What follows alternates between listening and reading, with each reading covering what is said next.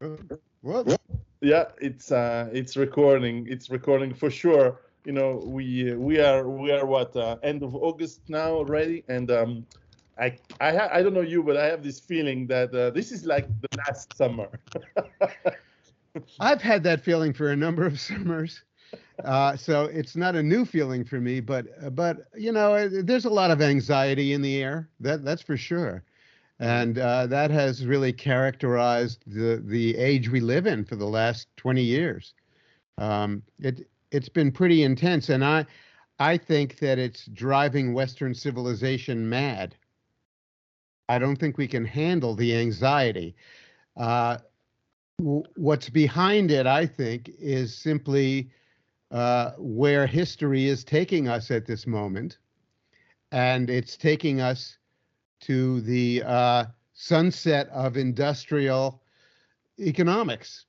And we have no idea what the uncharted territory beyond that is in the of things to come. And it makes us very unhappy and very nervous. I personally can imagine what's to come because I've gone through a many-year exercise in writing novels about what that world will be like. So, for me, I have a satisfactory notion of what's possible, although I would be the first to admit it's not the only version of the future that's out there. Many other people have other versions. I don't think that they're as good as mine, either in quality or in actual conception of what will happen. But there you have it. So, um, what puzzles me more than anything is why Europe is committing suicide the way that it is. Yeah, and in fact, what you mentioned is that I'm old enough to remember the Roaring '80s and how positive and excited everyone was in the '90s. And you're a bit older than me. You remember well the '70s '60s, and the '50s. '60s, yeah, and how everything was about everything was possible, how great the world could have been, and so on. And so you certainly have the perspective that maybe even more than me, and certainly more than most of our younger viewers, on how things went up and then down. And as you probably realize better than us, is that societies that live in anxiety and lose hope, first of all, are prone to a sort of collective suicide tendency, which is probably what's going on in Europe, but also because we have allowed a ruling class, whether it's the frontliners, which are the politicians, or the real bad guys who are behind them and above them, to be narcissistic psychopaths at best, or at worst, complete morons, which have no understanding of the repercussion of whether it's a confinement, whether it's mass vaccination of an untested with an untested product, or cutting down the supply of your most valuable source of energy from for ideological reasons, whether it's because you don't like Russia or Russians or Russia, or because you think that burning uranium or gas is bad, and then the consequences are surprise, and they're not good. So I think Well, Europe seemed to march into this very stupidly. no, yeah. I mean, it was perfectly obvious that, first of all, it was perfectly obvious that the United States was orchestrating this campaign in Ukraine to antagonize the Russians. And Hmm. we did it for 8 years. And we staged a coup in 2014. And then we encouraged the regime that we installed to bombard the eastern provinces of Ukraine where the Russian speaking people lived. And, Mr. Putin made it very clear that they would only take so much of that. And then finally he acted. So no surprise there.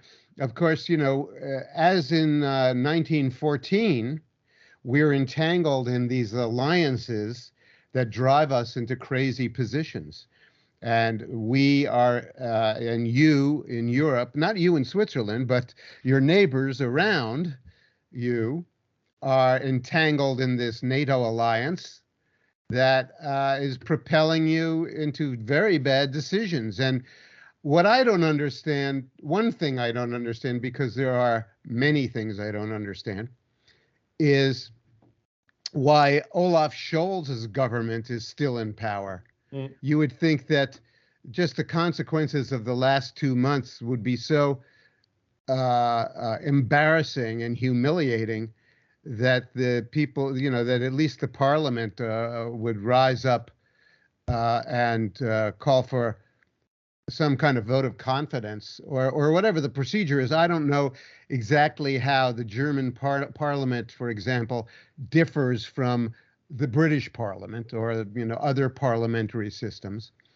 But I'm surprised that Olaf Scholz is there. And the polls today show that he's deeply distrusted and disliked by the people in Germany, but they haven't really acted. And in the meantime, they're preoccupied with all these other stupidities, like the idea that they should go without nuclear power and that they're just going to tough it out through the winter with no heat and no industry and no exports and no revenue and no money and no income.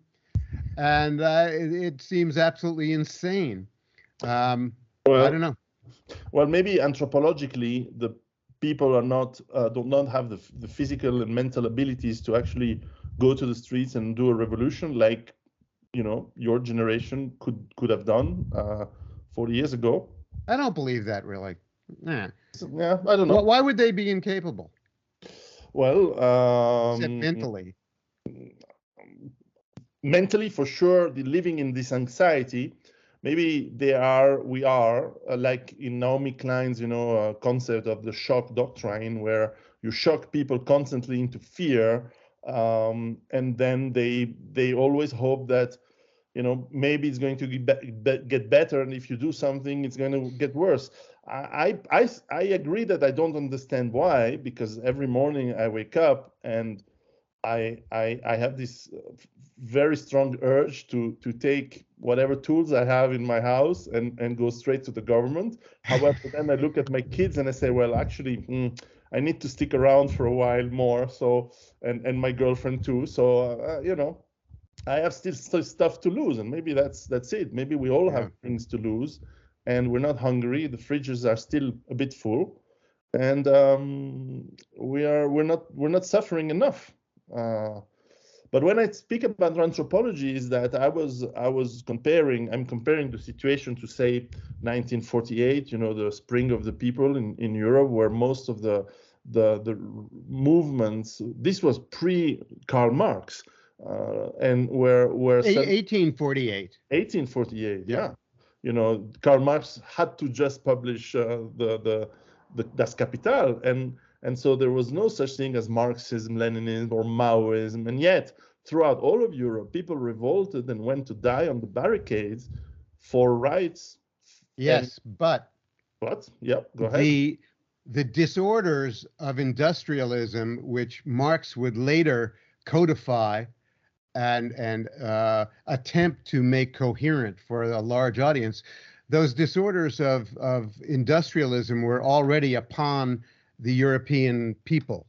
Mm-hmm. And they were already very intensely feeling the pain of being herded into the growing, expanding industrial cities with all of their obnoxious qualities, yes, and having their traditional ways of life disrupted and actually ended, and finding themselves in this new industrial serfdom. So it didn't require Karl Marx to inflame the mobs of 1848.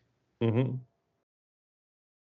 Now we don't know where to go to pee, in which toilet to choose. So yeah, maybe the pain is not hard enough. Well, I think that's partly true. Another thing that I have trouble with, and perhaps you have some ideas about this, is, and I don't think anybody has really to my satisfaction, made this clear, is who are these mysterious parties behind the leadership that is fronting for the government? You know, a lot of people I know believe that it's this cabal of international bankers, but I have always found that hard to believe. I'm sure that they play a role in the political machinations of our time, but I don't believe that they're necessarily in control of anything. George Soros, for example, has certainly created a lot of mischief in the USA by paying for the elections of disruptive people, you know, running the prosecutors' offices all over the country. But you know, it's well known that he's doing this, and you know, the real question is, you know, who or what will stop him from doing that? And you know, I don't know what the answer is, really. You know, he's close to 90 years old, I suppose. I wish Father Time would just carry him off, but then he's got this son who's, you know, helping him do everything. But you know, I don't know who this mysterious cast of characters is. I don't know I'd like to know what you think of this character that I call the Schwabenklaus. Yeah, he lives near here. Most of them live near here in Switzerland. Well, you know, conspiracies are very common. You conspire with your wife to educate your children in a way, or give them religious education, and so on and so on. Powerful and very rich people do conspire for more power and more influence. This is as old as humanity. However, that doesn't mean that you achieve what you plan, and that your mischievous plans don't hit, first of all, and more commonly, incompetence of delivery and execution by your subordinates, and also competition from other people who have mischievous plans. Because obviously, Chinese don't agree with the US, and the oligarchy of China doesn't agree with what the oligarchy of the US, which probably doesn't agree with itself, as we can see from the fights between the Elon Musk and the Bill Gates and the others. Now, obviously, has Bill Gates more influence than you and me? For sure. Does it mean that everything he wants is delivered? No, for sure not. Otherwise, he would have great products, which they never had. So I do think that you have both cabals, yes, but most of the time they completely fail, because I've worked long enough in businesses and in big corporations to know that most plans never succeed. And if all plans succeeded, I will be slim and ripped like an Athenian, like a Greek god, and not overweight, and I would live forever, which I'm probably not. So the incompetence explains a lot in history. However, there are Yes, that's true. There are over many, multi-generational plans. Look at how the European Union, for example, is documented, and this is not conspiracy. It is a documented plan by American elites and intelligentsia to create a system of control over a very troublesome continent. And this started in the 1920s, and it is now at the apex of complete failure, because it has been delivered now, or the apparatchik is full of morons. How about the U.S.? I can turn the same question to you. We started 100 years ago with an amazing industrial power, with amazing, and you certainly wrote a lot about how it evolved into a magical thinking, consumeristic giant of Walmarts and people in overweight land whales, which you described so well on your blog. How did that turn from the 90s into this hell on earth, that, at least for the cities and many places, that in this geography of nowhere, of the long descent that you describe, how this has Well, there are two ways that I would answer that. One is my general theory of history, which is that things happen because they seem like a good idea at the time. All right. The First World War seemed like a good idea at the time. Yeah. The generals of the European nations thought that they were going to ride into some glorious Napoleonic type pageant on horseback with colorful hussar uniforms and great noble, glorious battles. And they underestimated how industrialism had changed the nature of warfare, and it turned out that they got bogged down in the slaughter of the trenches, the great industrial slaughter of World War I. But it seemed like a good idea at the time, Sure. and it utterly demoralized Europe, which became very evident not only in the economic disorders to follow, but even in the art and culture of what came to be known as modernism, which the more we look back on it, appears to be kind of a psychotic reaction to the disappointments and ravages of the First War. But there's another element too. The adjoining or accompanying element in the story is really the phenomenon of emergence as a universal quality of living in this world that we inhabit. Things develop emergently. They start out in one way and they follow fractal directions, and they go into directions that we didn't expect and produce consequences that we don't expect. And then those consequences spin off into other emergent phenomena. And that's what happens. And, a lot of people would like to make it appear to be rational in a certain way, or linear, because linear rationality seems to appeal more to the human mind than Mandelbrodian mathematics and nonlinearity.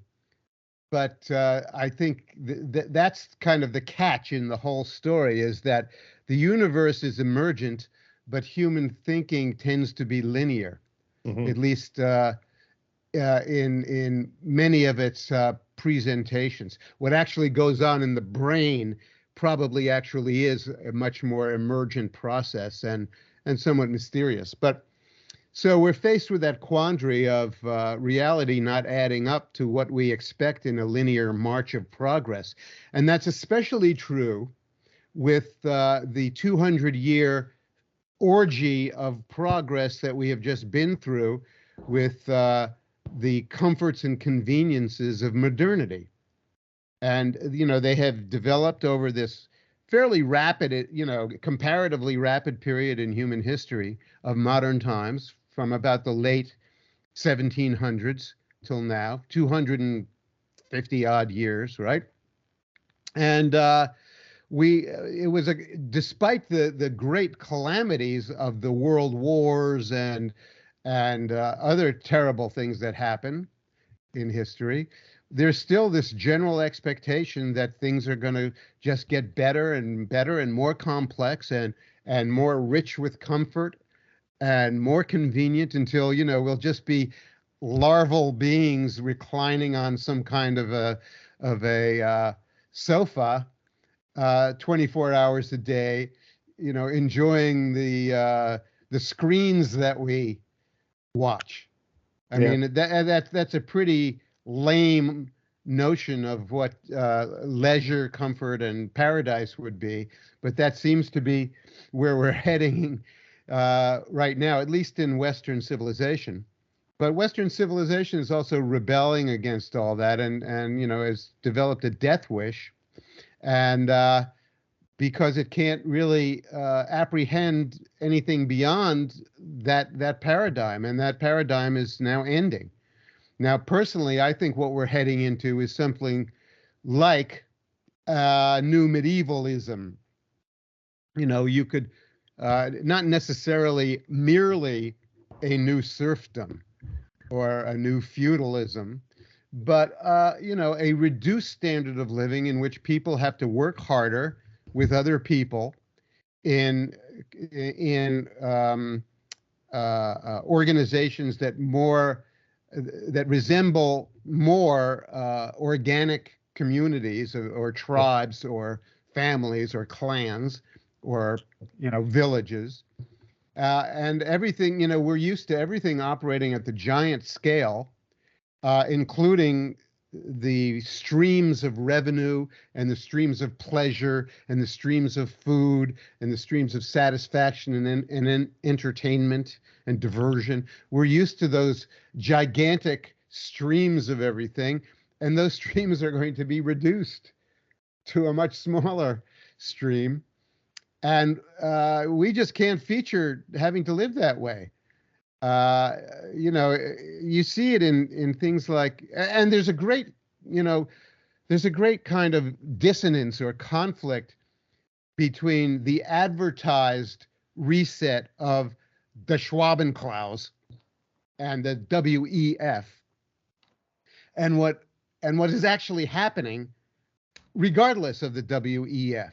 And what's actually happening is that the circumstances of our time, this what I call the long emergency, what others call the fourth turning, or the long descent of Mr. Greer. Mm-hmm. All these conditions and circumstances are taking us in a certain direction, which is the revision of our society from being one of gigantic high-tech operations to one of a lower pitch of economic activity and a smaller scale of activity, probably a smaller population, whether, it's the Bill Gates horror show or just, what happens in history when, circumstances make populations of any creature smaller, for the usual reasons. The fight for resources, the scarcity of resources to sustain that organism in a society of organisms. So, there's a lot of people want the story to be coherent, and so they're saying, oh well, Klaus Schwab is organizing and orchestrating this great reset deliberately, taking us to this place of lower income, more labor, et cetera, et cetera. But it's really history that's taking us there.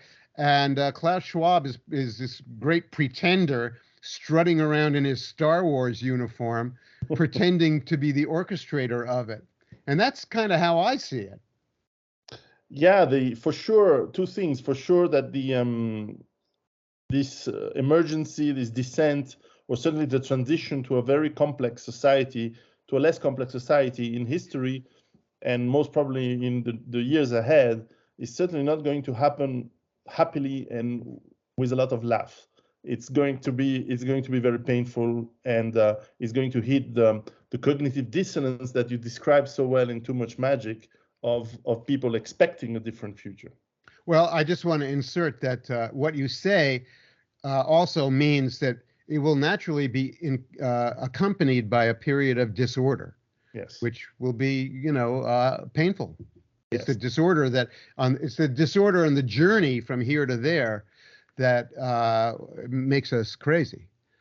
Now on the Schwab area, I met the guy a few times when I was much younger, and when he had just a sort of economic forum instead of having these grandiose dreams of steering the world's economy into indeed something like a feudal, like a organized communist-style feudalism, in order to keep the standard of living of the majority possible, which I think is a nonsense, because what created indeed what you describe of this long cycle of 250 years of capitalistic liberalism that brought us so many goodies, like painkillers to the planes and the satellites and internet, was done because of, at least economically, if not politically, freedom. And once you start to cohort people into masses of feudal peasants and workers, you don't have creativity anymore to sustain,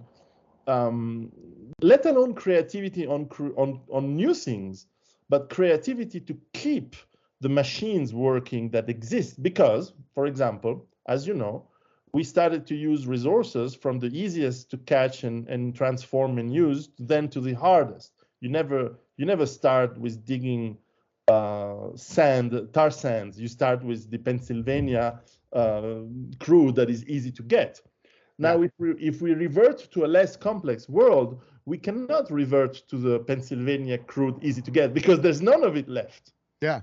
And so we are facing a descent, a crisis that is probably leading us, and certainly not at the same speed everywhere in the world, not down step by step to what we used to be, but a very, very drop step to the very, very bottom, because there's no way you maintain these huge excavator machines with spare parts built in China that dig the big mines to create the ores that you need to smelt into huge factories that create. All of this is gone. So you revert not to small, and you do not revert to medium-sized industries or even small industry. You revert to very, very tiny artisan who has to do all of it and himself and repair using recycling rather than mining and transformation. So we are going to look, at least aesthetically, for sure, a bit like Mad Max, with this repair and trying to fit pieces together with whatever duct tape is still left. But this transition is going to be very, very hard, for sure. Yeah. And the process you describe has been very discouraging and demoralizing to people who don't know what they're going to do if they can't, show up on the laptop or even go into the office and expect to derive revenue from that activity. And we're going to see how it plays in Europe, especially this winter when the revenue stops and the heat gets turned off, and we'll see. Well, you have to keep positive. I mean, there's going to be a lot of job openings into rape and pillage activity. So there's some. You know what I wonder? I would like to do a little exercise where we go through the European countries, the big ones, nation by nation, and describe what's happening to them individually and what's different from the bigger picture of the EU.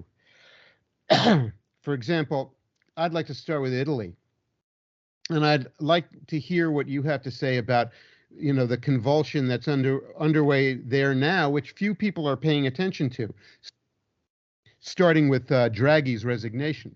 Mm-hmm. Yeah, and there's elections in September 2022, so in a few weeks, and very difficult to say who's going to lead and who's going to come out. In Italy, Italy is a country that has a tradition of very frequent elections and very unstable political governments, because it doesn't matter, because Italy is a country that is occupied since 1943 by the United States and NATO. It's a country that has no strategic independent capacity. It is a very efficient ally, which means a feudal servant, a feudal. The U.S. overlord decides everything that is important. Now, on the local decisions, whereas would you go nuclear in terms of energy or coal or oil? Yeah, there's some latitude there. So what probably Italy doesn't even realize is that it is going to be dragged into whatever shenanigans the United States, its overlord, and the EU being a sort of buffer, will drag it into. And if it goes into very bad situation with Russia or in the energy crisis that is going to be felt this winter, well, the people are going to be more and more upset, and they already are in economic turn down for the last 5-6 years anyways, if longer. And so we are going to see what happens. However, Italy, being my native country, has a cultural element that whatever happens, Italians like to live. They have enough family in the countryside to make whatever food, and they keep as that comedian, that British comedian, which name, whether you have the king, whether you have fashions, whether you have democracy, Italians go on with the motorcycle and say, "Hey, ciao." They have this joy of life that is pleasurable. I was there all this summer in Venice and Eastern Italy, and despite the crisis, people still live good. And if they say, well, what are you going to do this winter? They say, we're going to have to put more clothes on, more wool sweaters, and let's hope they are fashionable, and let's keep the nice colors and be in a, they try to keep this. But I think they also don't realize how hard it's going to be. By the way, it may not be that hard this winter for Italy, because I know that they have new deals with Algeria and Libya to import more of the gas from those countries, which are they're in a fortunate situation with the oil, with the gas. They will import more from Algeria and Libya, because it's not far, and they already have the pipelines. Because the whatever gas they were importing from Russia is not going to get there. Well, let's turn to Germany for a moment. How did they go so crazy? They've gone crazy 3 times in the last 100 years. Oh yeah, and suicidally crazy. For a nation of people who appear to be so highly rational and educated, they keep on making the same great social blunder over and over again. Yeah, true.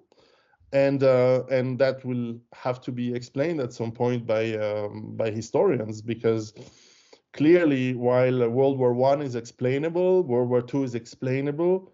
The crazy growth of Germany post World War II in a way is explainable. But now they are throwing everything that they had built after World War II. Industrial prowess and expertise, leadership in machine tools and chemistry and car manufacturing, even high technology. All of this is jeopardized by this ideology which says, oh, nuclear is bad. Let's rely on other sources of energy which cannot produce, and we will talk about electricity generation by solar panels and wind turbines and things like that. Very inefficient and very expensive. And at the same time, let's cut our biggest partner in the European continent, which is Russia, and let's cut the exports of tools and machines to them. Let's cut the import of gas, energy, and it seems like these politicians had no clue that the chemical industry of Germany, which is huge, requires gas for transforming molecules into medication, into pharmacy products, into plastic. Exactly. Hold on, Pierre. Anyway, I was redoing part of the roof of the farm here, and I was lucky. I paid last year, and they stored in storage the tiles for the roof. And they said, you were lucky because we don't have tiles anymore. And I said, well, why don't you have tiles anymore? And said, because they're made in Germany, they're high quality, these tiles that last for 100 years and so on. And these were the last we had, so you're lucky. My roof is all nice now. But because the oven to make the tiles is a gas oven. Germans with gas. And don't get me started. And they have problem with these gas ovens. They don't have gas anymore. Now we know already. The joke that Hitler killed himself when he saw the bill for gas. No, I've never heard that one. Anyway, it's a bad psych joke, but it's a joke from our generation. Anyway, and so the consequences of these decisions, it's like domino effect plus butterfly effect. This concept that spread out, and then the people like BASF, the largest chemical company in Germany, is basically saying we're going to lay off 200,000 people because. Oof. And so they go to the government, say, do you want to? You are responsible for that. So now, we give you, deal with it, because we can't. Well, that's not going to turn out well. No. I doubt it. I want to tell you a little story about my own firsthand experience with solar. I put solar on my house in 2013, and altogether it probably cost $35,000. That's a lot, a big investment. And so this year, my charge controller, which is a component of the electronics that run the system, the charge controller died and had to be replaced. And the 4 batteries that serve as the backup storage for the energy that the solar cells produce, they have reached the end of their life, and they have to be replaced at the cost of $1,000 each. So I've now faced a $6,000 expenditure on a system that cost me $35,000 in the first place. And what I realized was that in 2013, if I could have gotten the Mercedes-Benz of generators, plus buried a 500-gallon diesel storage tank in my backyard, and I would have had $20,000 left over for a round-the-world trip. Exactly. So here I am, stuck in a situation of what we call sunk costs, where I have this thing I've previously invested a lot of money in, and now I have to stick more money into it to keep it going.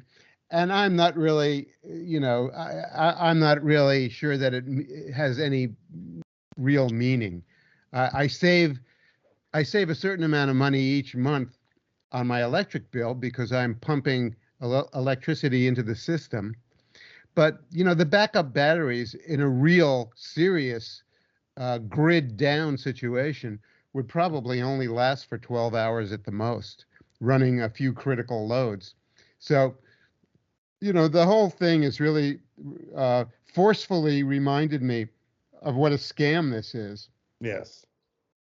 And when you elevate it to the national level, it becomes a grand absurdity.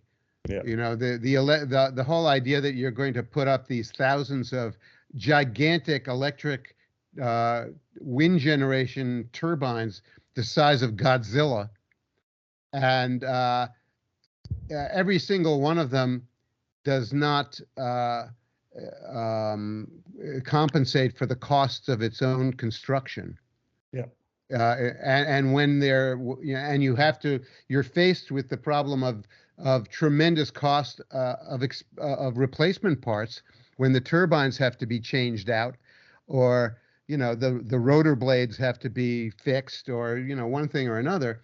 There are tremendous costs, and it ought to seem self-evident that the whole program is insane. Now that raises an interesting question for me, which is, okay, let's say you face the fact that wind turbines and solar are not going to run this society. Well, that ought to be self-evident. The question then becomes, well, you are faced with the task of having to reorder your society in some way. And can you do it in a way that maintains a certain, if not comfort, at least a high level of decent behavior and civilized morality? And I think probably the answer is, we're going to have to return to certain traditional practices that we abandoned a couple of centuries ago. And we're going to have to return to them. Whether we can or not, I don't know. But that would be a more logical answer than, the Klaus Schwab robotic, technocratic nirvana of robots and, cosmic orgasms. Well, your experience was very interesting to read, because I've had exactly the same project. Exactly, same cost, same size, and also last winter, because it was cold, the batteries that I had seems to not work anymore and not charge. How So many did you have? the batteries, Yeah. oh, there are some special. I don't know exactly the type of technology that's inside. It's not lithium. It's another. It's another. And it's not lead acid. No, it's not lead acid. It's Is it the iron ones that are supposed to be very long lasting? they're supposed to be long lasting, but it's fairly new technology. It was only 5 years old, the batteries, and Oh, and suddenly they say, oh, it was too cold during the winter.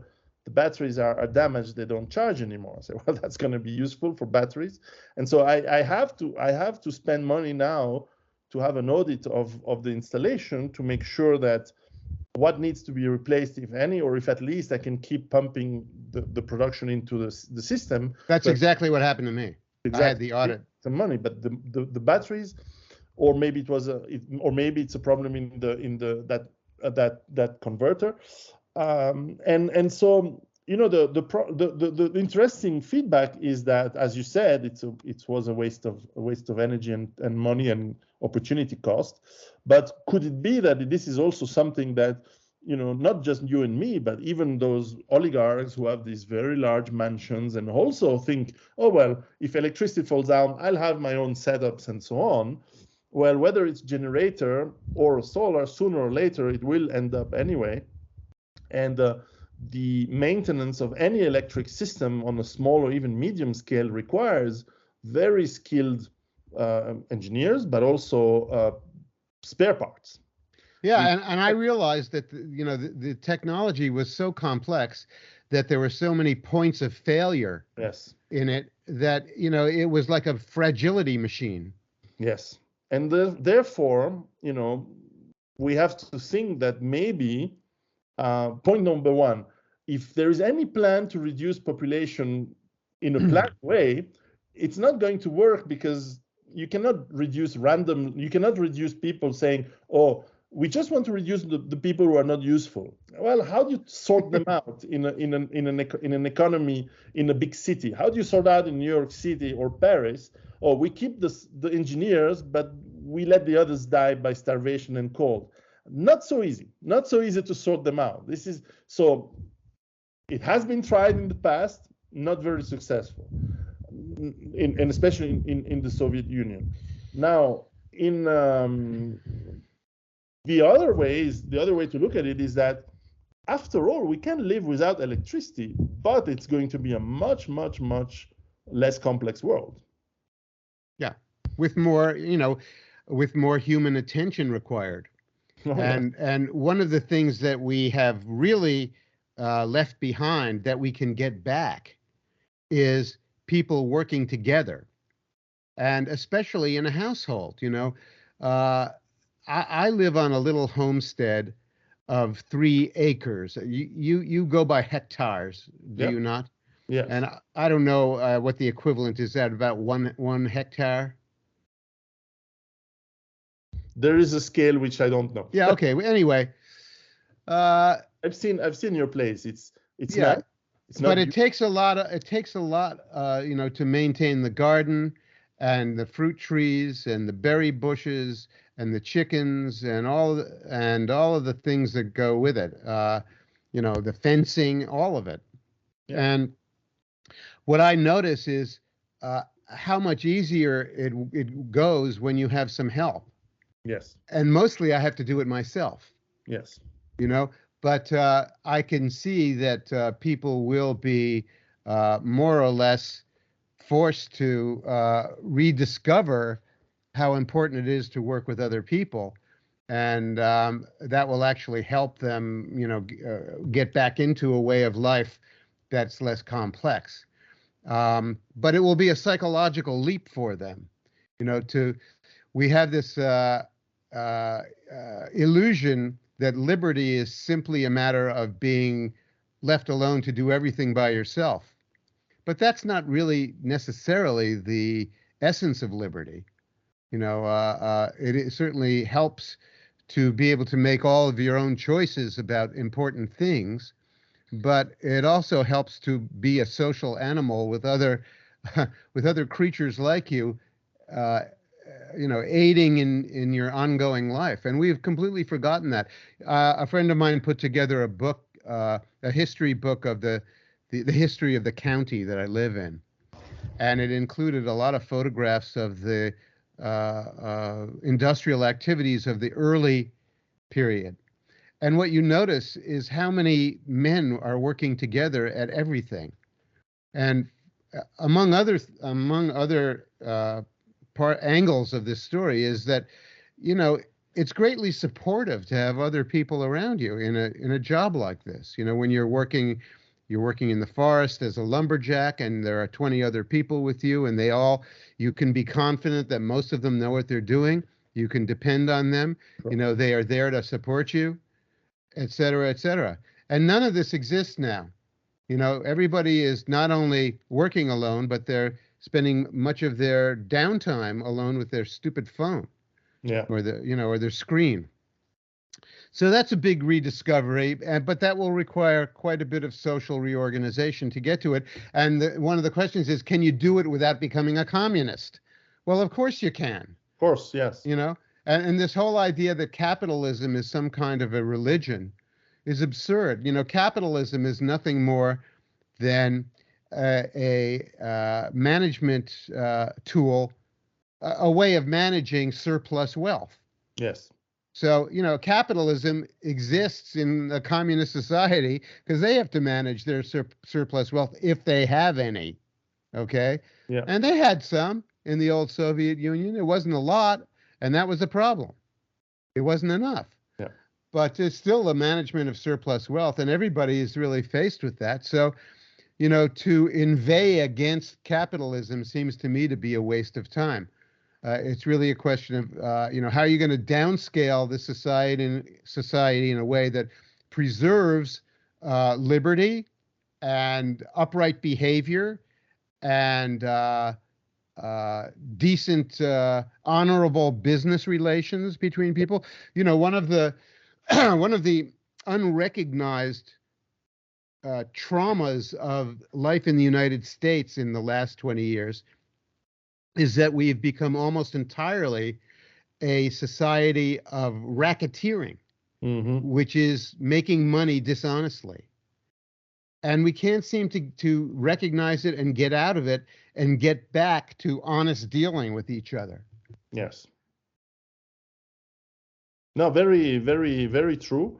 In fact, I'm researching quite a lot the one of the Mediterranean styles of society across the Mediterranean is what we call now mafia from the last 100 years, because in a society that is difficult, you need loyalty, and loyalty there's not so many ways to get loyalties. Either it's experience of people following their words, and this is the Protestant ethic that has been described and applied in America, certainly for many years. You know, the Midwestern style of life, where the word of a man is very important, and you trust because you have experience and track records of that person staying by his words and doing what he says he would do, and so on. Otherwise, you have family. And family, blood being thicker than water, as they say, family creates this loyalty, especially if there is a system of rewards and punishment according to your ability to stick to what the code of the honor or family is. And across Mediterranean, that code, you can see it in the Sicilian, the Calabrian, the Napolitan, the Albanian, and you can go across the Mediterranean, you find this approach, because it is a harsh land of low resources, where you want to have, at least in the countrysides, loyalty is the number one and important feature. To go back to Klaus Schwab and these minions and these people, loyalty in businesses is not exactly what has been nurtured. And on On the opposite, it is cutthroat backstabbing that is the norm in businesses. And these people are yes people as long as they need to grow, and then they're backstabbing bastards for their colleagues or ruthless leaders when they are on top. When you take away the proverbial rug from under their feet, the technological rug, they don't know what loyalty means. And they don't have the family structures and the trust structures around them. And I predict that these people, like especially the very wealthy oligarchs that rely on bodyguards and security crews around them for their security and so on, I suspect they will be processed in a very harsh way by those employees of them, and especially the security and bodyguards teams, which will appropriate whatever wealth they can grab. And loyalty seems to be the commodity of value in the next years, and it's very difficult to do. Well, a good start is to make sure that you behave in an upright way, and do what you say that you're going to do, and mean what you say. And that's a very plain, straightforward proposition. We've fallen out of habit in that in America. Especially. We've lived through an orgy of institutional dishonesty and lying, and I think that has had a very bad influence on the American public, certainly on the political half of the public that characterizes itself as the left. They have painted themselves as completely unscrupulous, unworthy of trust, and willing to do anything to advance some very dubious ends. So that's the unfortunate situation of the USA. My observation, which may or may not be accurate in a place like Germany or Switzerland, is that there's not quite that much distrust yet. But I think what may activate the recognition is when we get into a lot of trouble with the vaccine repercussions. And we're beginning to see that now in the information coming out of many European countries. And the authorities are trying as hard as possible to squash that and prevent people from understanding statistically what's happening with people being injured and dying from these vaccinations. But you can't imagine a greater betrayal of the public's trust than mandating them to take something into their body that ends up disabling and killing them. Yes. And to speak about families, there are going to be a lot of families who are going to want vengeance. Oh, yes. There is a new illness now, which is the sudden death of the 20-year-old. Right. Like, which we don't understand what's happening. Yeah. It's very difficult to explain, and the fertile 25, the bizarre illness of the fertile 25-year-old woman who's not fertile anymore. So that is clearly something that is going. It's a slow fuse big bomb. Added, and if you add this to the economic crash that is happening, like a slow-moving accident in front of everyone, that is going to be over the next 6 months.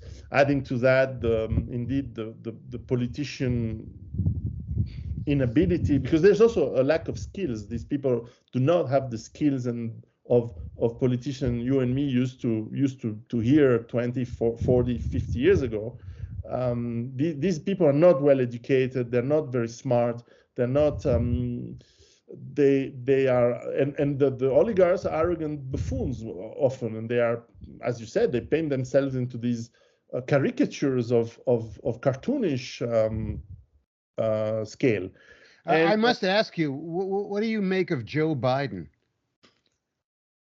On one hand, I don't like to make fun of crippled, dying old people. On the other hand, he has a track record of being an unscrupulous, evil bastard. That's true. So may he